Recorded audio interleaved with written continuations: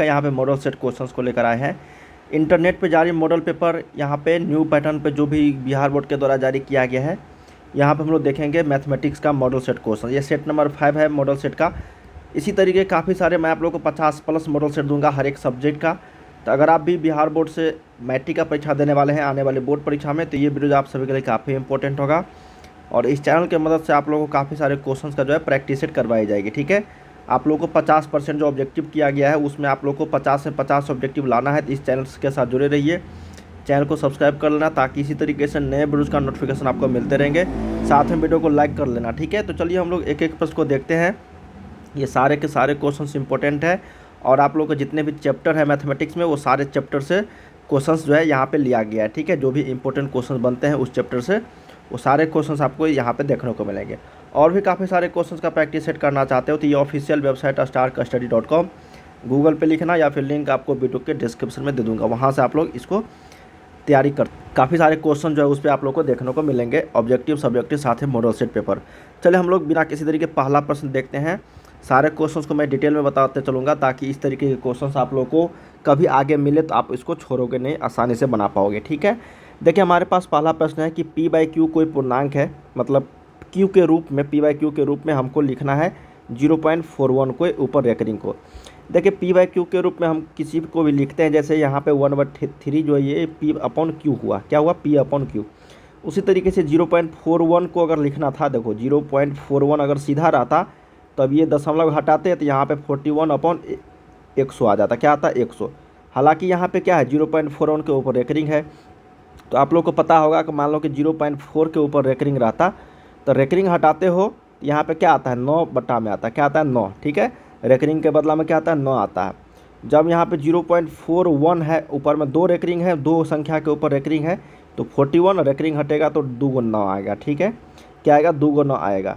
तो ये यहाँ पे क्वेश्चन था 0.41, तो 2 संख्या के ऊपर रेकरिंग है तो 41, और जितना संख्या के ऊपर रेकरिंग रहेगा ठीक है उतना 9 नीचे में सट जाएगा। ठीक है ना, तो ऑप्शन नंबर यहाँ पे क्या होगा 41/99 81 P/Q के रूप में। ठीक है, इसको हम लोग P/Q के रूप में बोल सकते हैं। अगला प्रश्न हमारे पास बच्चे कि निम्नलिखित में से कौन अपरिमेय संख्या है। तो अपरिमेय संख्या हम लोग किसको बोलते हैं, जिसका हम लोग पूर्ण रूट नहीं निकाल सकते हैं। क्या निकाल सकते हैं, पूर्ण वर्ग नहीं निकाल सकते हैं। जैसे √9 का वर्गमूल 3 होता है तो ये पूर्ण वर्ग हो गया, क्या हो गया पूर्ण वर्ग। √16 का वर्गमूल 4 होता है, √25 का वर्गमूल 5 होता है, लेकिन √8 किसी का भी पूर्ण स्क्वायर नहीं है और किसी का भी ये वर्ग भी नहीं है। ठीक है, इसको हम लोग 2√2 लिखते हैं, क्या लिखते हैं 2√2, √8 के जगह पे 2√2। तो ये आपका क्या हो गया अपरिमेय संख्या हो गया, ये क्या हो गया आपका अपरिमेय संख्या हो गया। ठीक है ना, इसको समझ गया कि मैंने आपको क्या बताया अपरिमेय संख्या के बारे में, कि जो भी जिसका भी पूर्ण वर्ग हम लोग नहीं निकाल सकते हैं उसको हम लोग अपरिमेय संख्या बोलते हैं। ठीक है, थर्ड नंबर प्रश्न है कि 6x - 21 का शून्यक क्या होता है। देखिए जब भी शून्यक आप लोगों को बोल दिया गया ना, तो या सिंपल अर्थ समझना है इसका कि 6x - 21 = 0। शून्यक का मतलब यहाँ पे हुआ कि x का वैल्यू हम लोग क्या रखेंगे ताकि 6x - 21 का मान 0 आ जाए। तो यही तो मैंने लिखा कि 6x - 21 = 0। x का वैल्यू निकालने के लिए ये हम लोग 21 को इस साइड लेकर जाएंगे और बट्टा में 6 आ जाएगा। ठीक है, तो ये हो जाएगा 3 दूनी 6 और 3 सते 21, तो ये 7/2। तो मतलब बच्चे कि x का मान अगर हम लोग यहाँ पे 7/2 रख देंगे, x के जगह पे अगर 7/2 रख देंगे यहाँ पे, तो इसका वैल्यू क्या होगा 0 के बराबर। यही इसका एक शून्यक कहलाएगा, क्या कहलाएगा इसका एक शून्यक कहलाएगा। अगर आपको प्रूफ करनी है कि ये सच में 0 आ रहा है या फिर नहीं, तो x के जगह पे 7/2 रख के देख लो। जैसे देखो 6 × 7/2 माइनस में 21 = 0। तो 2 × 6 7 × 21 और -21, देखो 21 - 21 कितना हो गया 0 के बराबर आ गया कि नहीं। इसका मतलब ये प्रूफ हो गया कि इसका एक शून्यक जो है 7/2 है, तो 3 का 1 करेक्ट होगा। फोर्थ नंबर है कि बहुपद x² - 10x + 25 का घात कितना है। देखिए घात पूछा गया बच्चे, जब भी आपको डिग्री पूछा जाएगा तो देखना है ये जो दिया गया है इक्वेशन आपको, इसमें देखना है कि मैक्सिमम घात कितना है। घात का मतलब मैक्सिमम घात, महत्तम घात। ठीक है, और वो भी चर मान का। चर मान किसको बोलते हैं बच्चे, देखो चर मान हो गया x y z, जो भी आपको न्यूमेरिक अल्फ़ाबेटिकल वैल्यू है एक्स वाई जेड, इस तरीके से A B C D D F जितने भी है वो सारे चर मान होते हैं। और अचर मान किसको बोलते हैं? अचर मान वो गिनती की संख्या को, जैसे 0 हो गया, 1 2 3 हो गया, इसी तरीके से गिनती की संख्या को अचर मान और अल्फ़ाबेटिकली को हम लोग चर मान। तो बताओ यहाँ पे x है चर मान, तो x का जो घात है कितना है? तो 2 है। तो x का मैक्सिमम घात कितना है? 2। तो इसका घात हो जाएगा 2। क्या हो जाएगा बच्चे? 4 का b जो है यहाँ पे 2 जो है ये मैक्सिमम घात, ठीक है। x के पावर देखना यहाँ पे मैक्सिमम कितना है, ठीक है। अगला देखते हैं कि निम्नलिखित में से कौन द्विघात समीकरण है। अब द्विघात समीकरण नहीं होने के लिए मैंने आप लोगों को बता रखा था कि x के पावर माइनस में कुछ नहीं होनी चाहिए, बट्टा में नहीं होनी चाहिए, रूट अंडर में नहीं होनी चाहिए, x के पावर में फ्रैक्शन में नहीं होनी चाहिए। ये था नहीं होने का, ठीक है। अगर ये सारे चीज़ आप लोग को देखने को मिल जाएगा ऑप्शंस में, तो इक्वेशन में, तो समझना कि ये द्विघात समीकरण नहीं है। जैसे यहाँ पे रूट अंडर x है तो ये द्विघात समीकरण नहीं है। जैसे यहाँ पे देखो 3 आ गया तो ये द्विघात समीकरण नहीं होगा, यहाँ भी 3 आ गया तो ये द्विघात समीकरण नहीं होगा। द्विघात का मतलब मैक्सिमम 2 घात होनी चाहिए। अब देखो इसको अगर हल करोगे तो ये आपका द्विघात समीकरण पे आ जाएगा, क्योंकि x square plus 2x plus 1 हो जाएगी बराबर 2x प्लस 2 हो जाएगा। 2x से 2x गया तो x स्क्वायर माइनस में 1 बराबर 0। ये द्विघात समीकरण हो सकता है, ठीक है। तो इसलिए 5 का C करेक्ट होगा। 6 नंबर देखते हैं कि यदि m तथा n अभाज्य संख्या है तो m क्यू n स्क्वायर और m स्क्वायर n स्क्वायर का मौसौ क्या होगा। देखिए मौसौ का मतलब ये होता है जो महत्तम कॉमन है दोनों में। महत्तम कॉमन की अगर बात करेंगे तो यहाँ पे एम क्यू है, यहाँ पे एम स्क्वायर है। दोनों में मैक्सिमम कॉमन क्या है? एम स्क्वायर है। एन स्क्वायर है और एन स्क्वायर, दोनों में कॉमन क्या है? एन स्क्वायर है। इसलिए एम स्क्वायर एन स्क्वायर ये महत्तम हो जाएगी। क्या हो जाएगा? महत्तम, ठीक है। महत्तम समावर्तक 6 का C। 7 नंबर बच्चे कि यदि a और 8 का लॉसव इतना है तथा a और 18 का मौसौ 2 है तो a का मान क्या होगा। तो देखो a और 18 मतलब दो संख्या है a और 18। तो हम लोग जानते हैं बच्चे कि पहली संख्या गुने दूसरी संख्या बराबर होता है एलसीएम गुने एचसीएफ। यही तो हम लोग पढ़े हैं। पहला है a, दूसरा है 18, एलसीएम है 36 और मौसा है 2। देखो ना क्वेश्चन में दिया गया एलसीएम और एचसीएफ। तो 18 दूनी 36, तो a का वैल्यू आ गया 4। इसका मतलब जो पहला संख्या है वो 4 है, दूसरी संख्या 18 है, ठीक है। 7 का B करेक्ट होगा। 8 नंबर देखते हैं कि दो अपरिमेय संख्याओं 2 प्लस रूट 3 तथा 2 माइनस रूट 3 का गुणनफल क्या होगा। सिंपल है बच्चे कि 2 प्लस रूट अंडर 3 इनटू में ये 2 माइनस रूट अंडर 3 है, इसका एक गुणनफल क्या होगा। तो इसको गुणनफल करोगे तो ये 2a स्क्वायर माइनस में b स्क्वायर हो जाएगी। तो 4 माइनस में 3 तो बराबर 1। तो ये कौन सी संख्या हो जाएगी? परमेय संख्या। एक कौन सी संख्या है? परमेय संख्या। 1/1 लिखोगे ना इसको, जैसे रूट अंडर 2 कौन सी संख्या, तो ये अपरमेय हो जाएगी, ठीक है। ऑप्शन नंबर 1 करेक्ट होगा यहाँ। 9 नंबर है कि द्विघात बहुपद X square plus X minus 20 के शून्य क्या होंगे। शून्य का मैंने अर्थ बता रखा था कि x का वैल्यू हम लोग क्या क्या रखेंगे ताकि इसका जो मान हो जाएगा वो 0 के बराबर हो जाएगा, ठीक है। या तो ऑप्शंस विधि से बना लो या फिर हल कर लो। X square plus X minus 20, ठीक है, बराबर 0। शून्य निकालना है तो बराबर 0 करना है। तो यहाँ पे एक्स स्क्वायर 20 एक्स स्क्वायर हमको लाना है, तो माइनस में यहाँ पे कर लो, प्लस में x square plus 5x minus 4x minus 20 बराबर 0। x का वैल्यू एक आ जाएगा -5 और x का वैल्यू आ जाएगा 4। मैंने आप लोग ये कहाँ से लाया पता है ना, -5 और 4 ये लाए हैं यहाँ से। देखो मैं आपको यहाँ पे एक ट्रिक बताता हूँ, या तो आप यहाँ पे कॉमन ले सकते हो x plus 5 minus 4 x plus 5, ठीक है।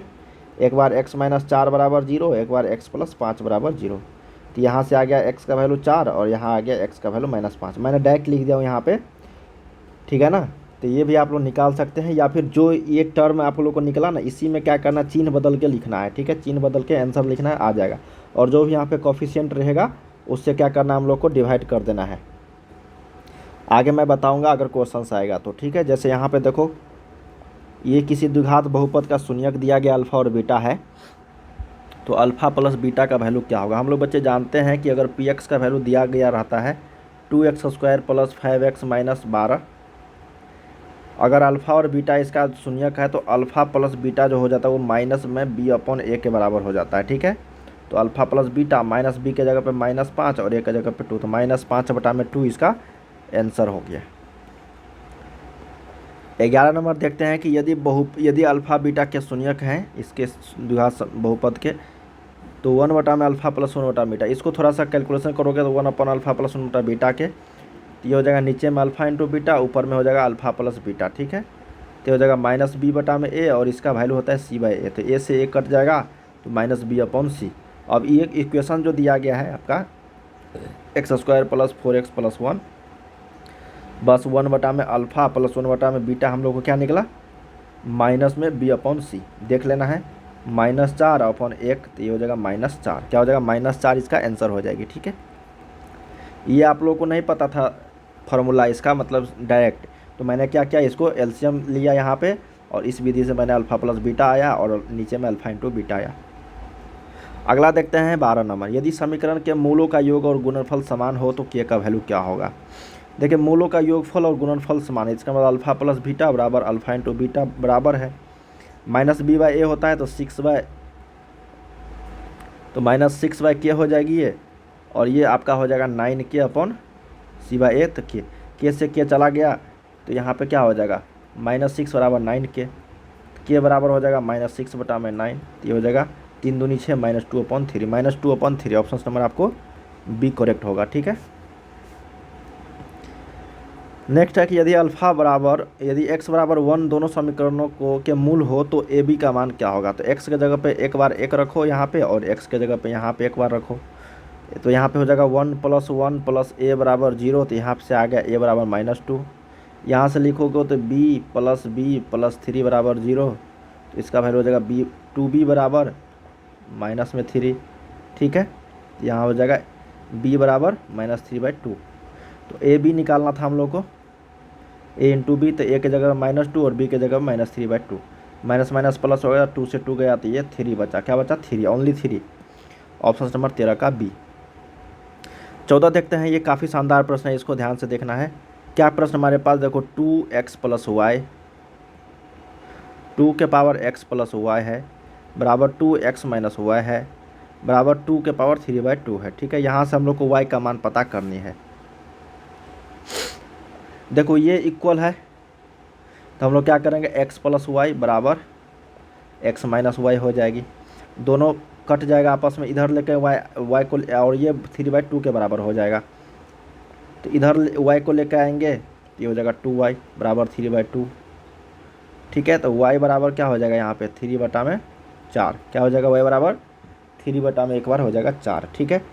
यानी तो इस विधि से अगर आप नहीं बनाना चाहते हो, ये विधि आपका गलत हो जाएगी, ठीक है। इसको इससे बनाना है आप लोगों को, देखो मैं समझाता हूँ यहाँ पे आप लोगों को, ठीक है। काफ़ी शानदार प्रश्न है ये, काफ़ी सारे छात्र इसमें गलती करेंगे, ठीक है बच्चे। देखो समझना कैसे, यहाँ पे कहा गया हम लोगों को कि 2 के पावर x + y है, और फिर इक्वल है 2 के पावर x - y के, ठीक है, और फिर इक्वल है 2 के पावर 3/2 के, तो हम लोग लिख सकते हैं ना, एक बार इसके इक्वल है एक बार इसके इक्वल है, तो ये भी इक्वल है, तो x + y दोनों का बेस सेम है, तो पावर क्या होगा सेम हो जाएगा, x + y का मान 3/2, और एक बार हो जाएगा x - y का मान 3/2। हमको निकालना है y का वैल्यू, तो माइनस x को घटाएंगे तो ये प्लस, और ये आपका हो जाएगा माइनस, तो x से x गया तो यहाँ पे 2y बराबर, इसको घटाएंगे 0, तो y का वैल्यू यहाँ पे 0 आ जाएगा, क्या हो जाएगा y का वैल्यू 0 आ जाएगा। सी करेक्ट हो गया यहाँ पे 14 का राइट आंसर है सी। इसको समझना है, आप लोग को पता होनी चाहिए ये चीज़ कि अगर a के पावर यहाँ पे x + y है, अब बराबर a के पावर x - y है, ठीक है, बराबर यहाँ पे देखो a के पावर अगर कुछ भी रहे यहाँ पे, ठीक है ना, 1/2 है, तो ये एक बार ये अगर बेस समान है सभी जगह, बेस है ना a तीनों जगह बेस सेम है, तो एक बार हम लोग लिखेंगे a के पावर x + y बराबर a के पावर 1/2, और एक बार लिखेंगे a के पावर x - y बराबर a के पावर 1/2, ठीक है। अब दोनों बेस समान हो गया, तो x + y पावर भी हम लोग क्या करेंगे समान कर देंगे, बस इसी मेथड पे मैंने बताया आप लोग को। 15 देखते हैं, cos theta into cosec theta का वैल्यू। देखो cos theta into cosec theta को हम लोग क्या लिखेंगे, देखो cos थीटा को रहने देते हैं, कोसेक थीटा को हम लोग लिखते हैं 1/sin थीटा, तो नीचे में sin थीटा हो जाएगा, तो इसको हम लोग लिखते हैं क्या cot थीटा, क्या लिखते हैं cot थीटा, ऑप्शन नंबर आपको बी। हम लोग जानते हैं बच्चे कि sin थीटा बराबर होता है 1/में कोसेक थीटा, क्या होता है 1/में कोसेक थीटा। नेक्स्ट है 16 नंबर, कहा गया कि यदि बहुपद X square plus X minus B के शून्यक एक दूसरे के व्युत्क्रम है तो बी का वैल्यू, व्युत्क्रम का मतलब होता है कि एक अल्फा है तो वो बढ़ता है वन, दूसरा 1 अपॉन अल्फा है, ठीक है। तो हम लोग जानते हैं कि आपका अल्फा इंटू बीटा जो होता है वो सी बाई ए के बराबर होता है, तो माइनस बी अपॉन एक के बराबर ये हो जाएगा। और अल्फा के जगह पे अल्फा है और बीटा के जगह पे 1 अपॉन अल्फा है, क्योंकि दोनों एक दूसरे के व्युत्क्रम है। तो माइनस बी अपॉन ए, तो अल्फा से अल्फा गया तो बी के जगह पे -1 आ जाएगा। बी बराबर क्या हो जाएगा -1, सी करेक्ट होगा। अगला है यदि X square plus B X plus C बराबर 0 के मूल अगर समान है तो प्रत्येक मूल का मान क्या होगा। जब मूल समान रहता है तो बी स्क्वायर माइनस 4ac का मान 0 होता है, ठीक है। विवेचक का वैल्यू 0, तो बी स्क्वायर बराबर हो जाएगा 4ac, तो ये हो जाएगा आपका बी का मान हो जाएगा यहाँ से कितना, रूट अंडर में। अच्छा, तो ये यहाँ से ए से नहीं बनेगा, बी स्क्वायर का मान यहाँ पे देखो, बी स्क्वायर माइनस 4ac का मान 0 हो जाएगा, ठीक है। प्रत्येक मूल का मान पूछा गया बच्चे, तो प्रत्येक मूल का मान मानते हैं एक्स का वैल्यू, ये क्या होता है minus B plus root under में आपका होता है B square minus 4ac upon 2a होता है, क्या होता है 2a, ठीक है। तो माइनस बी प्लस माइनस ये देखो root under B square minus 4ac का मान 0 है यहाँ पे, तो ये हो जाएगा रूट अंडर 0 बटा में 2a, तो रूट अंडर 0 का वैल्यू 0 ही होता है, तो माइनस बी अपॉन ये 2a हो जाएगा, क्या 17 का बी करेक्ट होगा यहाँ पे। 18 है, इसका मूल निम्नलिखित में से क्या होगा, ठीक है। बस इसको एक बार कैलकुलेशन कर दो, ए प्लस बी इंटू ए माइनस बी, तो ये हो जाएगा एक्स स्क्वायर माइनस में 2 का स्क्वायर 4 हो जाएगा बराबर 5।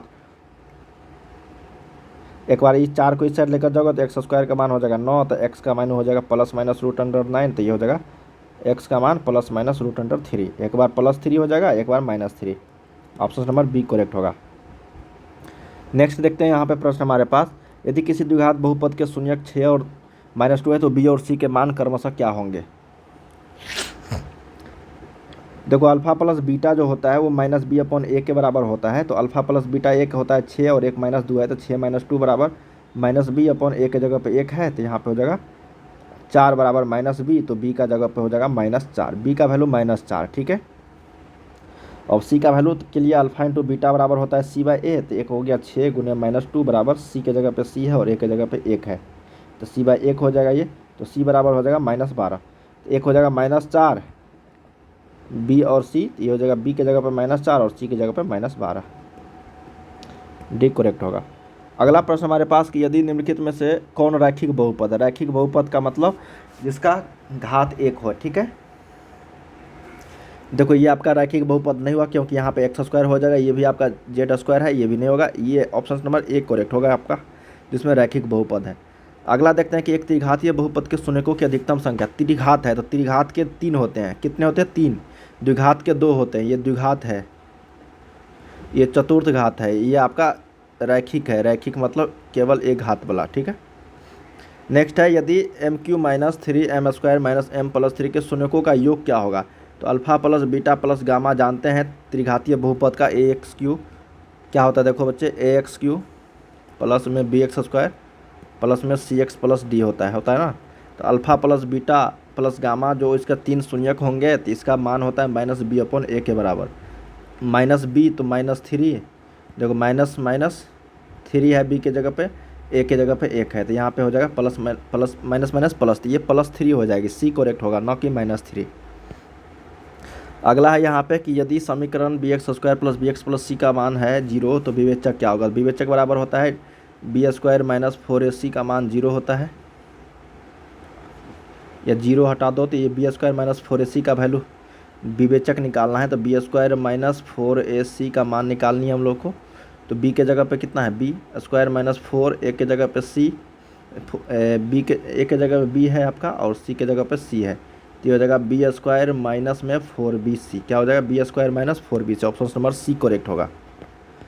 अगला देखते हैं यदि x माइनस वाई का मान 2 है और x प्लस वाई बराबर 10 है तो x का वैल्यू क्या होगा।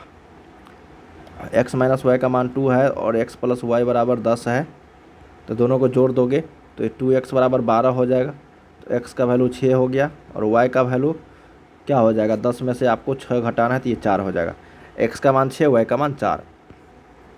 नेक्स्ट प्रश्न है लास्ट प्रश्न हमारे पास, कहा गया कि यदि 5a तथा b का समांतर 11 समांतर माध्य में है तो a प्लस b का वैल्यू क्या होगा। देखो क्या प्रश्न हमारे पास 5 है, ए है, बी है तथा 11 है। ठीक है, 4 टोटल संख्या है और ये समांतर श्रेणी में है, तो ए प्लस बी, तो 5, 7, 9 और 11। ठीक है, तो ए प्लस बी क्या हो जाएगा, 7 + 9 = 16। सिंपल था, बस आपको क्या करना था, देखना था कि क्या यहाँ पे जो है सीरीज बढ़ रही है कितने संख्या से। तो यही था, ए प्लस बी का ए की जगह पे 7 और बी की जगह पे 9, तो दोनों को मान निकालना था, तो ए प्लस बी = 16 हो जाएगा। तो बच्चे हम लोगों ने 1 से 25 तक प्रश्न किया जो मॉडल सेट पर आधारित था आप लोगों के लिए प्रश्न। इसी तरह के काफ़ी सारे मॉडल सेट मैं आप लोगों के लेकर आने वाला हूँ। तो मिलते हैं अगले वीडियो में, तब तक के लिए आप लोग पढ़ाई करते रहिए। बाय बाय सभी को। काफ़ी सारे क्वेश्चंस का मैं आप लोगों को प्रैक्टिस सेट करवाऊँगा। ठीक।